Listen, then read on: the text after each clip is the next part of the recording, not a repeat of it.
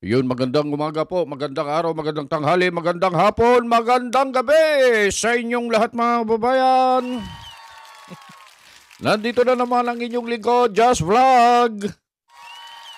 Eto at wala pa rin tayong internet hanggang sa pagkakataong ito mga kababayan.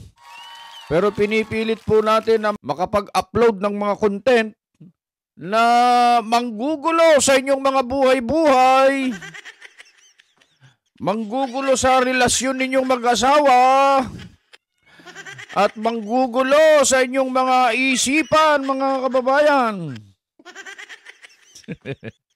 Katulad sa pagkakataong ito, mga kababayan, meron tayong pag-uusapan na ito, nanggugulo po ito Napakahilig na manggulo ito ng buhay ng may buhay, mga kababayan. Ewan ko nga ba kung bakit hindi tumitigil po ito.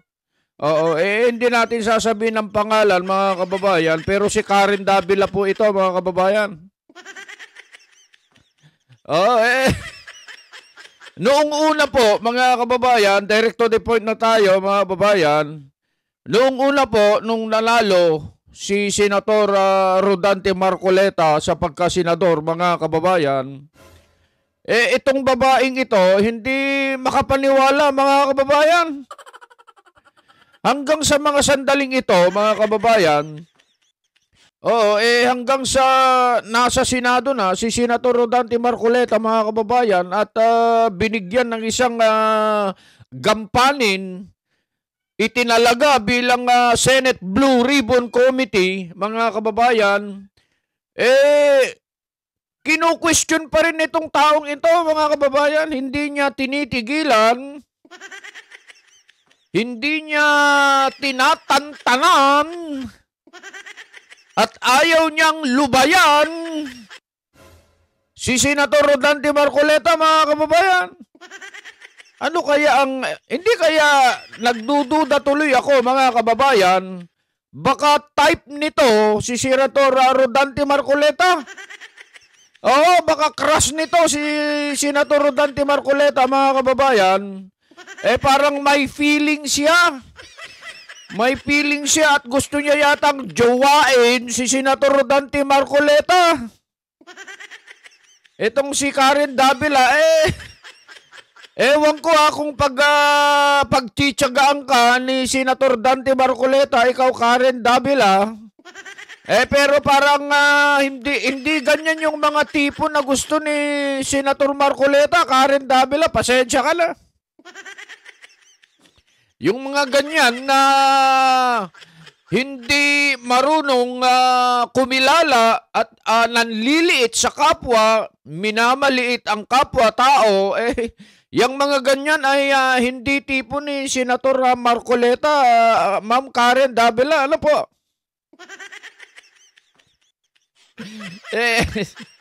Mga kababayan, nagkakatuwaan tayo rito. Pero itong si Karen Davila po kasi, walang habas, walang humpay, hindi nagmamaliw.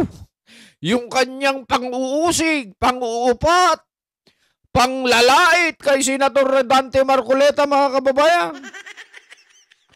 Bakit? Ano po ba sinabi niya? Ito yung interview niya.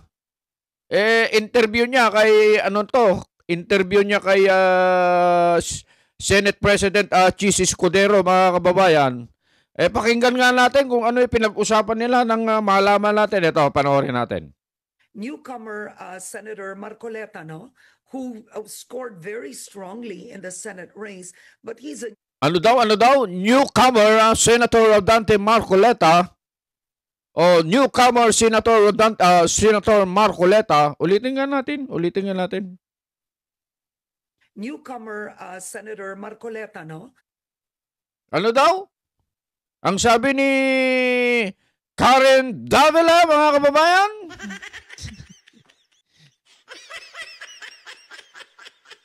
Newcomer Senator Marcoleta. Ulitin nga natin. Newcomer Senator Marcoleta. Mga ganun ang mga tinuran nitong babaeng to Ay, ikaw ka dyan sa masyado kang tuloy natin. who scored very strongly in the Senate race, but he's a newcomer. And I don't think historically a newcomer's ever been given the Senate Blue Ribbon Committee. No? I mean, it doesn't mean he'll do a bad job, not at all. But it's a surprise to many that a newcomer is the chairman of the Senate Blue Ribbon Committee. And some have said it was your way to essentially court and win over the Duterte bloc. What are your thoughts? How did that happen? Again, Mga kababayan, nakita nyo po yung reaksyon ni Senate President Chis Escudero dito sa sinasabi ni Karen Davila na newcomer si Senator Marcoleta. At eto, pakinggan natin ha. Pinagtawanan siya, nakita nyo? Natawa! Bakit kaya natawa si Senator Chis Escudero? Pinagtawanan ba niya dahil sa newcomer nga si Senator Marcoleta? Ganun ba yun? Pakinggan natin, tuloy natin. Karen, that's par for the course because I think these accusations were raised during the campaign for Senate presidency. Senator Marcoleta is not a newcomer. In the Senate, perhaps. Narinig mo! Senator Marcoleta is not a newcomer. Ikaw, Karen Davila. Gusto mo lang yata crush na crush mo yata eh. Type na type mo yata, Senator Marcoleta eh. Narinig mo hindi raw newcomer, sabi ni Senate President. Tuloy natin, tuloy. But not in the House. Nakasama ko si Senator Marcoleta nung nasa Kamara pa lamang ako. So he's been in Congress for quite some time. He's a litigator, he's a practicing lawyer, and I think neophyte or not, he will do a good job as the Blue Ribbon Committee chairperson and raise the flag of the institution through his stewardship of this committee. For me, Karen, hindi naman kapansanan ang pagiging bago eh. Hindi rin lamang yung pagiging matanda na. Pantay-pantay lang kaming lahat sa Senado, bago man o luma, matagal man o ngayon lang. We are all senators elected by the people and we have one vote each. Hindi mas maraming boto yung veterano Hindi kalahating boto yung bago at bata. We all have the same votes and I think it would be unfair, to say the least, na maliitin yung kakayanan nung bago, nung bata at sabihing mas may kakayanan. Automatic yung mas nakatatanda o mas matagal nang nanilbihan. Ayan, mga kababayan, nakita nyo po kung paano po ipinagtanggol. Sa pagkakataong ito, mga kababayan, dito sa interview ito, doon sa pangmamaliit ni Karen Davila kay Senator Marcoleta, mga kababayan, sinupalpal siya. Sinuplak siya ni Senate President Chis Escudero dito sa sinabi niya. Minamalit niya kasi, mga kababayan. Yan tuloy, napagsabihan ka, nasuplak ka, nasupalpal ka, nabutata ka, Karen Davila ni Senator Chis Escudero. Gunggunam. Datanto ka, ta sumanao ka ngamin nga babae.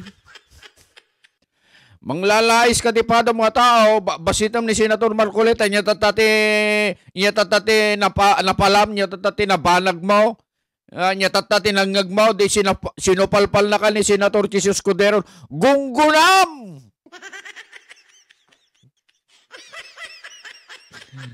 Ayan ang napapala mo, nasuplak ka tuloy, nasupalpal ka tuloy, akala mo sasang-ayunan ka ni Senator Chis Escudero? Gunggulam! Etong si Karen Davila po kasi, mga kababayan, noon pa na hindi siya, parang hindi siya sang-ayon na tapos na nga ang eleksyon, mga kababayan, nasa Senado na nga si Senator Marcoleta, nakaupo na, binigyan at itinalaga sa isang gampanin. Ito kasing gampanin ni Senator Marcoleta ay hindi po pangkarani, hindi po basta-basta ito, mga kababayan. Ito'y Senate Blue Ribbon Committee. Ito'y nag-iimbestiga sa mga tiwaling nasa gobyerno, mga kababayan. Kaya hindi basta-basta po yung gampanin na yan. Etong si Karen Davila, minamaliit niya. Minamaliit niya si Senator Marcoleta. Karen Davila, eto masasabi ko sa'yo. Abangan mo yung gagawin ng sinasabi mong newcomer sa Senado. Abangan mo yan, abangan mo. At baka pagdating ng araw ay pagsisisihan mo lahat ng mga sinasabi mo, lahat ng pangkukutya mo, pangmamaliit mo kay Senator Marcoleta. Abangan mo yan. Bueno mga kababayan, hindi naman tayo galit. Tayo lang ay nagbigay ng reaksyon. Dito kasi kay Madam Karen Davila, wala kasing preno ito eh. Magpreno ka naman, ma'am. Senator yung kausap mo eh.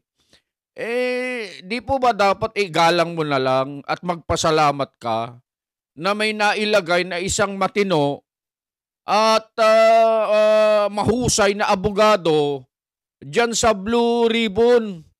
Magpasalamat ka na lang. Dapat nga proud ka eh. Di ba?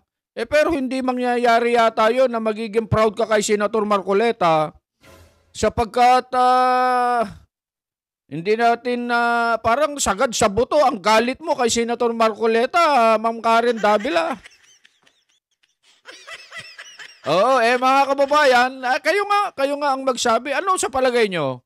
Si Karen Davila, ito ba'y may pag-asa pa kayang magbago po ito? Yung kanyang pakikitungo kay Senator Marcoleta, paki-comment nyo naman sa ating comment section. Bueno, mga kababayan, ito lang ang aming maipararating sa inyo. Pasensya na po kayo at muli na namang nagulo ang inyong mga buhay-buhay. Nakarinig na naman kayo ng mga karumal-dumal na content sa araw na ito. Ang inyong lingkod, Just Vlog, ay lagi lang naman pong nagpapasaya po sa inyo. Luzon, Visayas at Mindanao at sa lahat ng ating mga kababayan dyan sa abroad, mga OFW na patuloy po nanonood, nagko-comment, nagla-like, nagsishare. Magandang araw po sa inyong lahat at lagi po kayong mag-iingat sa inyong mga paggawa.